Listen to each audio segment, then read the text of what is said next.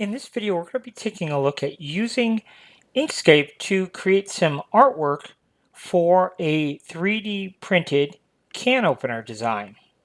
So the nice thing about Inkscape is it's totally free, and once you really understand how Inkscape works, you can see it's fairly easy to learn, and the workflow is incredibly fast once you understand how to work here in Inkscape, but then how also to take what we create here in Inkscape, take that into Bamboo Studio to actually build your 3D model. So let's go ahead and begin the process here. We're going to go ahead and hit Control I. That allows us to bring in some artwork. And what I did is I went out to Etsy and I found a SVG file. So here is our SVG file, and it is of our Mountain Dew logo here. And what they wanted to do was they wanted to create one of those can openers that save your nails.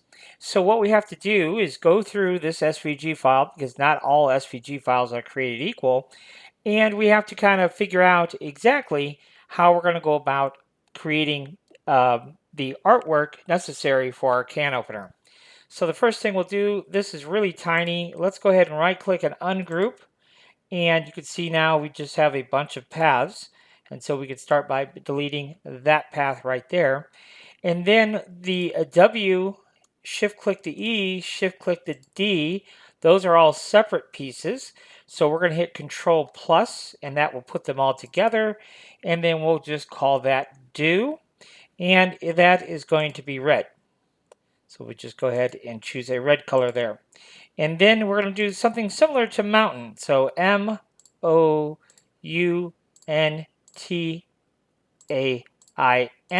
Those are all individual pieces. We'll hit Control plus, and let's give them a greenish color. So there is our greenish color. I think I like that. And then our little swooshes here, we've got this one and this one. Those are going to be yellowish, something like that, yellowish. And I think I like that. And then we've got this thin outline here. Okay. Let's go ahead and this does not have, so we've taken off our stroke here. And let's go ahead and shift click our black here. So that adds that stroke back on there. And that's fairly thick as well. All right, so I think that little modification is what we're going to go with right there. So now we have a little bit of work to do here, in that I need to take this piece here, and this is also going to be greenish, so eventually it's going to look like that. But what we're going to do is take this green shape here, and we're just going to duplicate it and shift click our yellow, and then we're going to Control minus.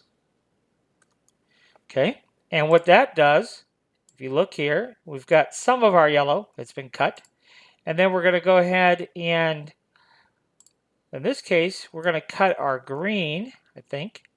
So we're going to go ahead and duplicate that, and then we'll go ahead and cut our green. Control minus. And so where those two, just so you can see this, see there? So that cut the green. So we're getting there. We're getting there. Now, this green piece is one solid piece. Let me grab the right piece here. So the green piece, you can see, does have a little bit of a cut there. But what we're going to need to do is we need to take this black outline that we've got going on here. We're going to duplicate it, and then we're going to shift click on the green and do Control minus. Okay, now when we do that, I want you to show you what happens here. So when I double click on it, you see where the green is. It's way in here. And that's because this is just a stroke that's been applied here. So this isn't actually a shape. And that's where the difference is. So I'm just going to turn that off for a moment. Don't really see a whole lot happen. So we could just go ahead and dispose of that entirely. So back to here. Again, this is just a stroke that's been applied. If we go to the wireframe mode, you see where this outline is right here. Now watch what happens. It goes away. and that's because that extra thickness is because of a stroke. So let's go ahead and set that. So if we go to path and stroke to path, now when we look at it, now you see it. Okay, that's the difference there. So now, yes, now we can use that as a cutter.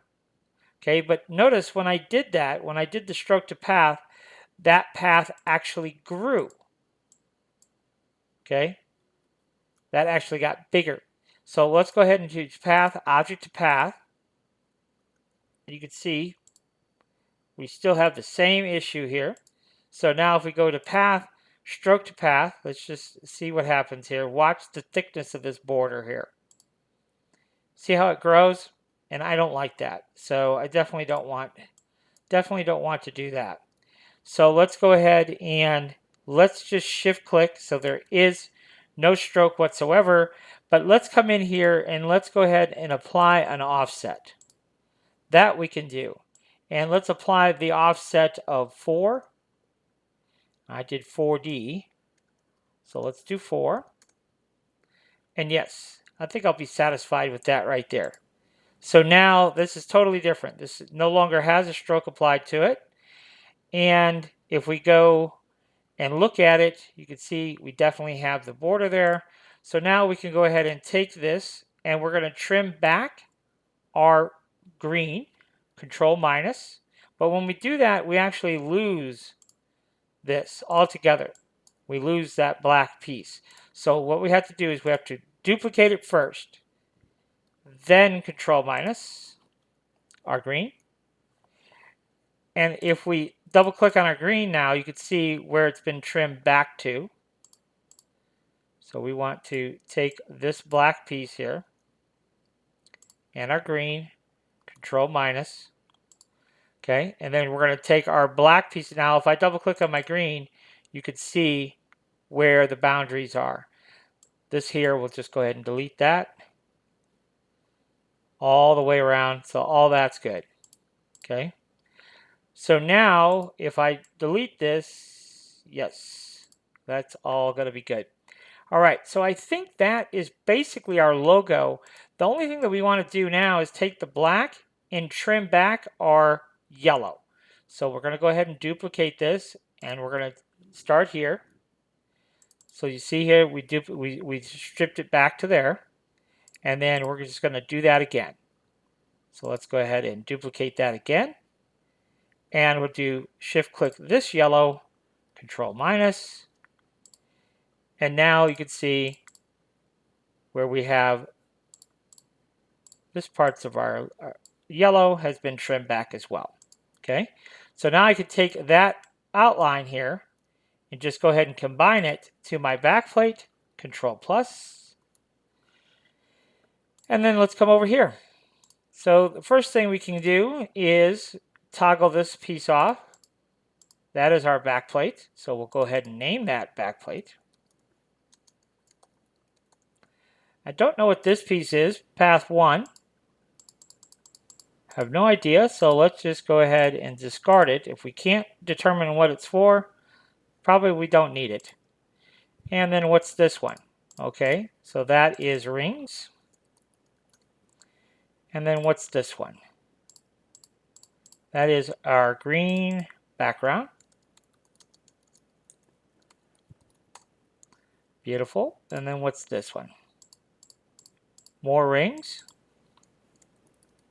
So that ring and this ring, we can control click and control plus. Now that is all one. And then what is this? Okay, that's our white backplate.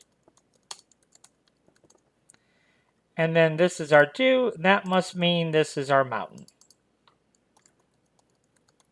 Now, would we have to do that? No, we wouldn't have to do that, but I just thought, why not? Let's do it. Okay, so there we go. So I'm going to hit File, Save As, and we'll save it to the desktop, and we'll call it Do Can Opener 02. This is a different version of the can opener here. So now let's go ahead and resize this to its finished size. I'm going to kind of rotate it into this position here. and just set the width here. So right now it's at 237. Well, that's kind of big. Let's just go ahead and make it 70. Okay, we'll make it 70. And so this is just a little bit less than 3 inches, maybe, I don't know. Well, let's do 67, something like that. We'll call it good at 67. All right. So there we go. So that takes care of the artwork portion here in Inkscape. So you see, that was pretty painless. Not too bad. Now, granted, we had a pretty good SVG to start with. That always helps. And now we can go into Bamboo and slap this together for our 3D model, and we'll show you how that works.